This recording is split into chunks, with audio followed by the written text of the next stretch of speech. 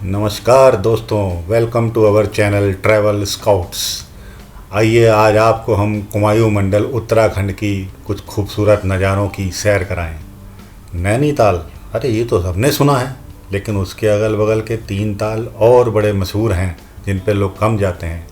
भीमताल, सतताल और नौकुचिया ताल।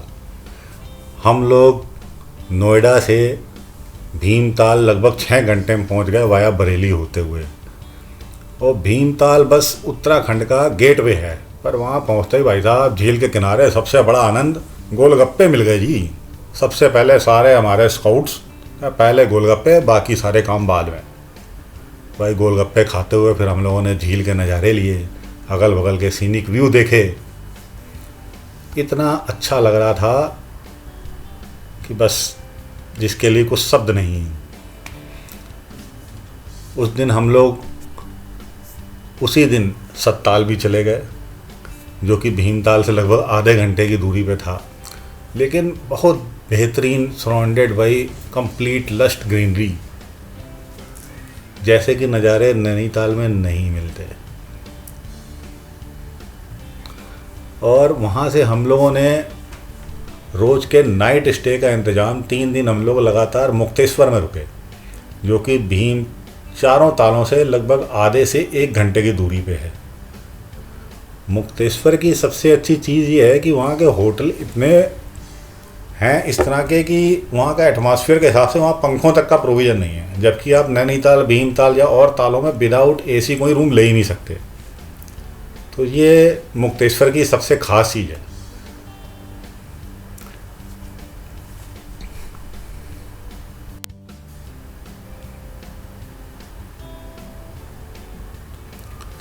नज़ारे रास्ते के इतने बढ़िया थे कि हमारे सारे साथ के लोग हर थोड़ी थोड़ी देर में उठ करके सबके अंदर बिल्कुल शो मैन राज कपूर साहब की आत्मा उतर जाती थी और खींच के अपना वीडियो फोटोग्राफी करने लगते थे। सब के सब, मतलब जो हमारा 6 घंटे का रास्ता था डेस्टिनेशन में पहुंचने का, वो 10-12 घंटे में कवर हुआ जी।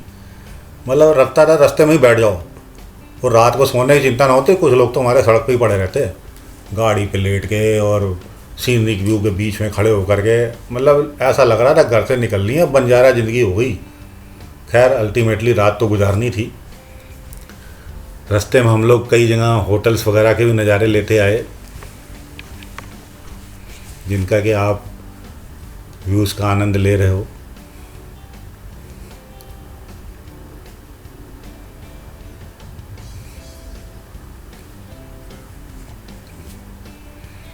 दिल तो बच्चा है जी, हाँ ये बच्चा है जी।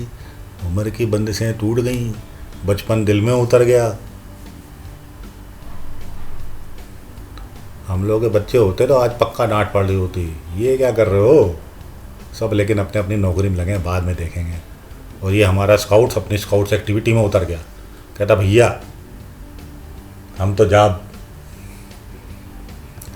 ये मुक्तेश्वर के सनसेट के, सनराइज़ के व्यूज़ हमारे कॉटेज से, मतलब सुबह शाम वहाँ पे लिटरली बता रहा हूँ। आप सनसेट और सनराइज़ 1-1, 2-2 घंटा बैठ के अपनी बालकनी में एंजॉय करते थे। एकदम लस्ट ग्रीन एनवायरनमेंट से, पेड़ों से घिरा हुआ पूरा माहौल, और उसमें सूर्योदय और सूर्यास्त। दूसरे दिन का ये आप देखिए सूर्योदय का सीन। ये लिटरली हम लोगों ने 2 घंटे बैठ के सिर्फ एक जगह बैठ के एंजॉय करा था। और इस दिन हमारा प्रोग्राम था नौकुचिया ताल जाने का। अच्छा, अब एक चीज़ बताएं आपको, भीमताल, सतताल दोनों जगह पे हम लोग बोटिंग नहीं करें। कारण अभी आपकी समझ में आ जाएगा ज़रा सा आगे बढ़ते ही, क्योंकि दोनों जगहों पे अब हम 6 लोग थे, और वहाँ पे भीमताल और सतताल में जो बोटिंग की कैपेसिटी थी वो एक बोट में 2 लोग। और हम लोग को लग रहा था यार कैसे एक बोट में इकट्ठा बैठा जाए। तो किसी ने बताया कि नौकुचिया ताल में शिकारा बोटिंग होती है, जिसमें ज़्यादा लोग बैठ सकते हैं। तो यहाँ पे फिर हम लोग 6 लोग एक ही शिकारा बोट में, जो हम लोगों ने चूज़ करी, बढ़िया डेकोरेटिव, उसमें 1 घंटे की हमने विजिट ली पूरी, और इसको हम लोगों ने भरपूर एंजॉय करा। और ये जो आप हमारे नाविक साहब को बोट खेते देख रहे हो, इनकी भी एक मज़ेदार स्टोरी है। ये होटल मैनेजमेंट करे हुए हैं भाई साहब, दुबई में वेट कर रहे हैं, लेकिन वहाँ के गांव के लोगों में ये एक प्रचलन है कि वो अपने पुश्तैनी काम को नहीं छोड़ते। तो इतना MBA करने के बावजूद ये बच्चा अपने पेरेंट्स को सपोर्ट करने के लिए हम लोग की नाव खेता रहा। ये हम लोग को उसके साथ बातचीत में मालूम चला। अंदर से अच्छा भी लग रहा था कि चलो आज के बच्चों में इतने संस्कार हैं। खैर चलो अब हम लोग अपने उस पर आते हैं। और ये भाई नाविक को किनारे करके हमारे स्काउट्स एंड कंपनी खुद ही लग गए कि अब हम ही खेमेंगे। जैसे होता है ना, सरदार जी को 2 पैग लगाओ, कहना अब तो प्लेन तेरा भाई उड़ाएगा। तो भाई साहब स्काउट हमारे लग गए, अब तो ये हम चलाएंगे।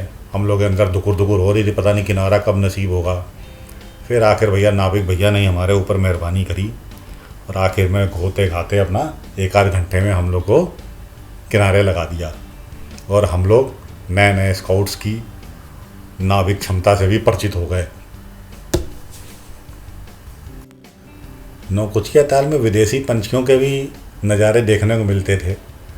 और नौकुचिया ताल मेरा ख्याल है इन 4 तालों में सबसे खूबसूरत है, क्योंकि ये एक तो मतलब चारों तरफ से पहाड़ों से घिरी हुई घाटी के बीच में है और सारी पहाड़ियों पे शहरीकरण ना होने के कारण ग्रीनरी बहुत अच्छी है।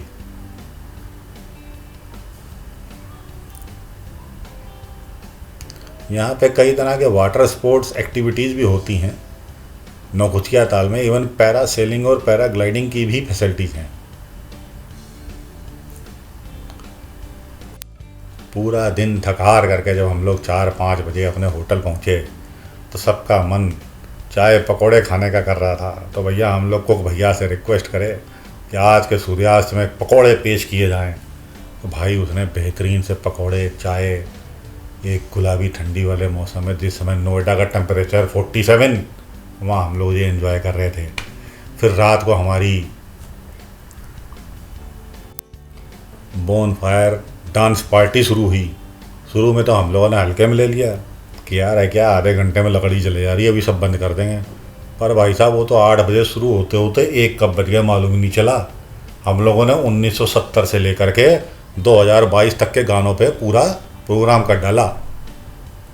और वही दिल तो बच्चा है जी, हाँ जी बच्चा है जी, वो सब इतना एंजॉय कर रहे थे। आखिरकार वहाँ के अगल बगल के होटलों के दूसरे रेजिडेंट भी हम लोग के साथ आके एंजॉय करे। लेकिन फिर हम ही लोगों को लगा यार अगले दिन भी जाना है कहीं ना कहीं। सो आज के दिन को हम लोगों ने इसी टाइम पे समाप्त करते हुए सोने के लिए प्रस्थान किया। पहाड़ पे ठंडे मौसम में बोन फायर का मज़ा ही कुछ और है। यार हम लोग की रेजिडेंशियल प्रॉपर्टी बहुत बढ़िया थी, नॉट सो ब्लू, जो कि आप booking.com वगैरह से बुक करा सकते हो। इसके ऑनर काफ़ी कोऑपरेटिव थे, वहीं पे रहते थे और हर तरह की जो भी हमारे सजेशन थे वो भी मानते रहे।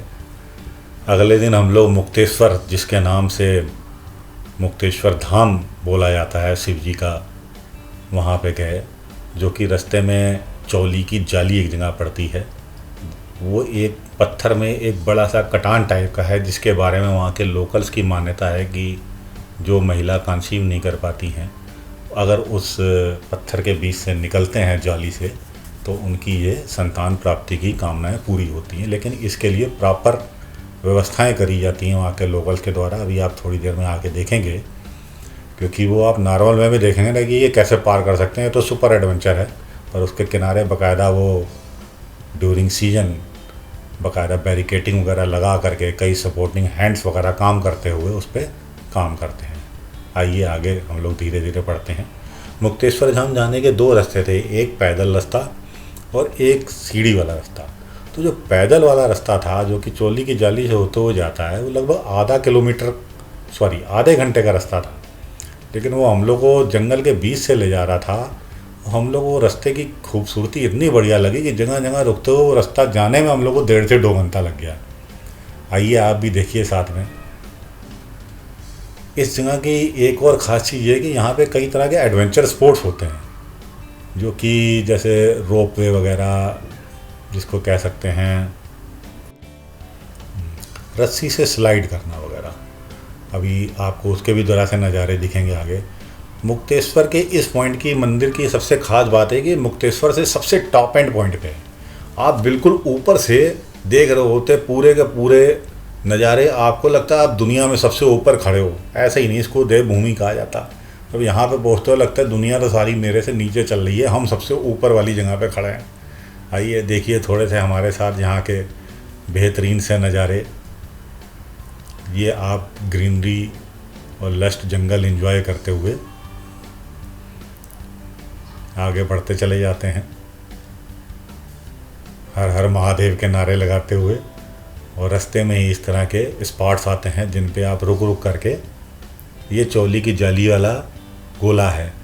अब आप सोचिए इससे लोग कैसे निकलते होंगे, बिना किसी व्यवस्था के आप आना जाना इसके अंदर से नहीं कर सकते जब तक अगल बगल बाकायदा सुरक्षा इंतजामात ना हो।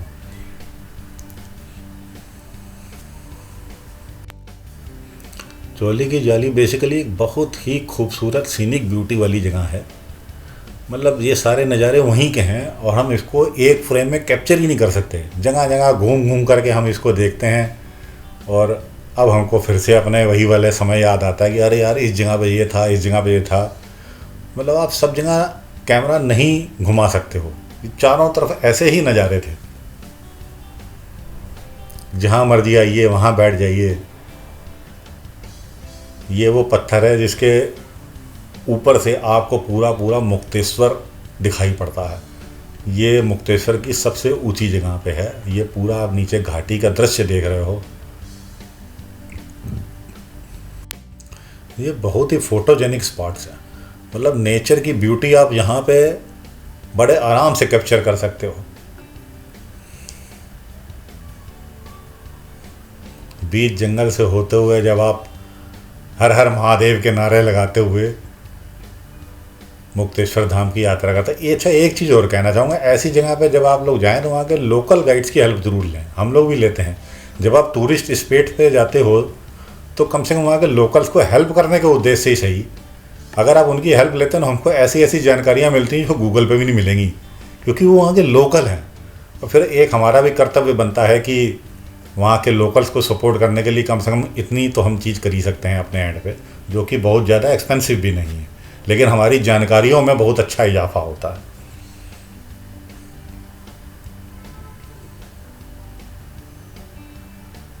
अगर हम लोग ऐसे जाते शायद सीढ़ी वाले रास्ते से चले जाते कि चलो भाई ये आसान रास्ता है, पर ये हमारे गाइड ने सजेस्ट करा नहीं आप लोग इधर से जाइए, वापसी सीढ़ी वाले रास्ते से आइएगा। ये चौली की जाली का फिर से एक दृश्य, क्योंकि वहाँ का एक महत्वपूर्ण रीति रिवाज जिसको कह सकते हैं वो भी है।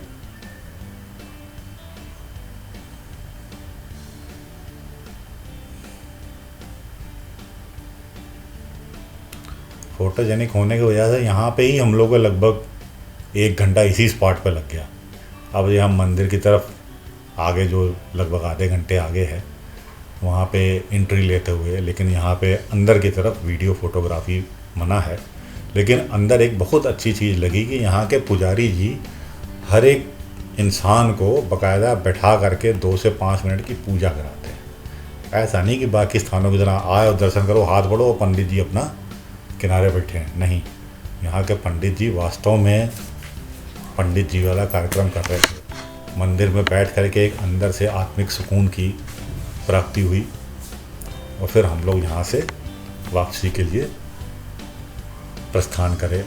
और इसके आगे के वीडियो अब हम यहाँ से कोसानी की तरफ जाएंगे। अगर आपको हमारा ये वीडियो पसंद आया हो तो प्लीज़ इसको लाइक, शेयर और सब्सक्राइब करें और साथ ही साथ हमारे अगले वीडियो का वेट करें जो कि मुक्तेश्वर से हम कोसानी जाएंगे, जो कि रास्ता लगभग 4 से 5 घंटे का है वाया अल्मोड़ा होते हुए। Thanks for watching our video.